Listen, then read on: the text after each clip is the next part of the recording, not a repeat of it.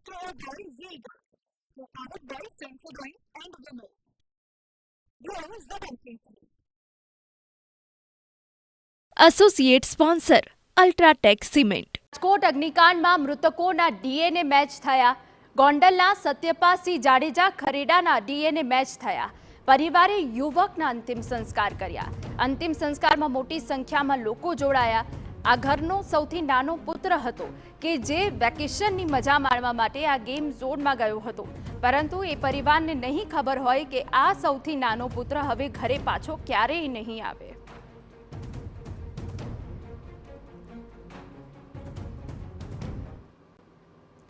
તો જ્યારે પરિવાર આક્રંદ કરી રહ્યો છે ત્યારે અમારા સંવાદદાતા પણ ત્યાં ઉપસ્થિત છે, અજીત ગઢવી, કે જેઓ વિગતો આપી રહ્યા છે. અજીત, જીવનનું જે સૌથી મોટું દુઃખ છે આ એ વિદાય છે કે જે એક વખત સ્વજન જશે જે પાછું નહીં આવે. આજે અનેક પરિવારો હશે એવા કે જે આક્રંદ કરી રહ્યા છે. આખું રાજકોટ રડી રહ્યું છે. અજીત, એના વાત કરવામાં આવે તો કોઈ કવિએ બહુ સાચું કીધું છે કે બગાડીશમાં તું કોઈની બાજી અધવચ્ચે કીર્તાર. હે પ્રભુ, હે ઈશ્વર, કોઈના જીવનમાં જીવનની જે રમત છે, જીવનની જે બાજી છે, તે અધવચ્ચે કોઈ દિવસ કોઈની ન બગાડતો. કારણ કે જે વ્યક્તિ પોતાનો દીકરો, પોતાની દીકરી, પોતાનો બાપ 1 મિનિટ પહેલા જે સાથે હતો તે આવનારી 1 મિનિટ પછી નહીં હોય, તે સત્ય સ્વીકારતા પહેલા કોઈ પણ વ્યક્તિના આંસુ સરી જાય છે. આવી જ ઘટના બનવા પામી છે રાજકોટમાં. અત્યારે અમે રાજકોટના સ્મશાન ગૃહ ખાતે ઊભા છીએ. હું આપને દ્રશ્ય બતાવીશ. એક સિદ્ધપુરા પરિવારની અંદર એક વ્યક્તિ જેની પોતાની જીવનની જરૂરિયાત હતી, પોતાને આર્થિક ઉપાર્જન માટે, કમાવા માટે કોઈ વિકલ્પ નહીં હોય એટલા માટે નાની મોટી નોકરી કરતા હશે આ ભાઈ, અને પોતે જે આ ટીઆરપી ઝોનની અંદર જે થોડા સમય પહેલાં જ નોકરી લાગ્યા હશે અને કદાચ એમને ખબર નહીં હોય કે આ નોકરી તેમને મોત મેળવવા માટે, પોતાની આર્થિક સ્થિતિ સારી કરવા માટે નહીં પણ સ્મશાને જવા માટે આ નોકરી મેળવી છે તેવી તેમને નહીં ખબર હોય. અને એટલા જ માટે આ ઘટનાની અંદર જે પહેલું ડીએનએ ટેસ્ટ જે નક્કી થયું અને તેમને પરિવારને મૃતદેહ સોંપી દેવામાં આવ્યો છે.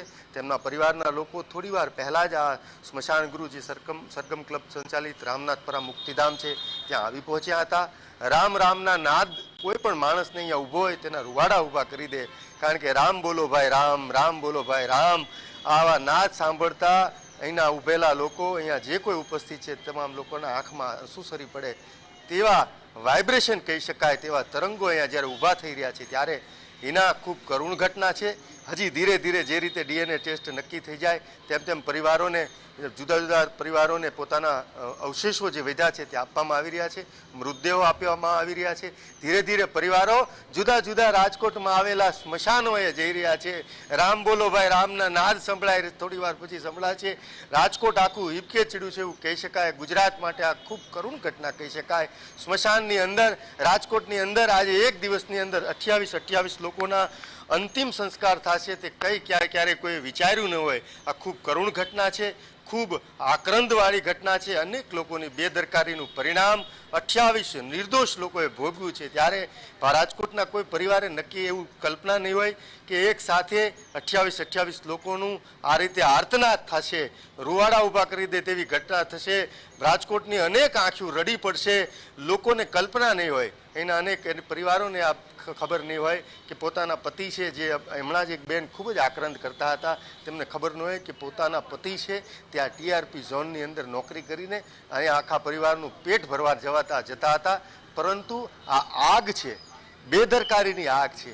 આ રાજકોટ મહાનગરપાલિકાએ લગાવેલી આગ છે, અહીંના જવાબદાર અધિકારીઓએ લગાવેલી આગ છે, અહીંના શાસકો જે છે મહાનગરપાલિકા તેમની બિનજવાબદારીએ લગાવેલી આગ છે. આ આગની અંદર 28 લોકોને ભરખી જવાના છે. આજ રાજકોટને વારાફરતી મોતના મૃતદેહો મળવાના છે.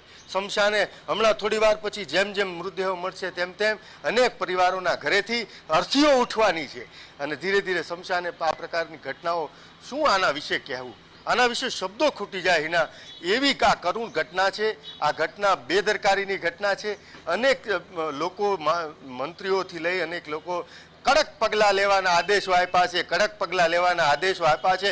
ચારે બાજુ સંભળાઈ રહ્યું છે, કડક પગલાં લેવાના આદેશો આપ્યા છે. તક્ષશિલાની અંદર પણ કડક પગલાં લેવાના આદેશો આપ્યા હતા.